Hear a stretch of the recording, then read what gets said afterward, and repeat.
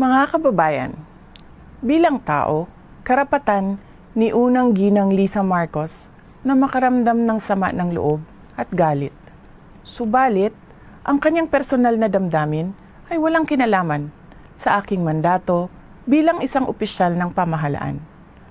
Upang makausad tayo, iiwan na natin sa isang pribadong pag-uusap sa pagitan lamang namin ni Pangulong Bongbong Marcos Jr.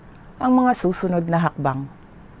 Mga kaigsuunan, nag-atubang ang ato ang nasod ug dagkong mga problema nga kinahanglang solusyonan sa gobyerno. Dapat ay nakatutok tayo sa pagtugon sa mga suliraning hinaharap ng ating bansa. Patuloy ang pagtaas ng presyo ng pagkain at iba pang mga bilihin.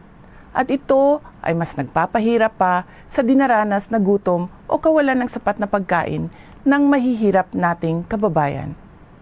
Nagbabadya rin ang kakulangan ng supply ng tubig at kuryente, habang talamak na naman ang ipinagbabawal na droga.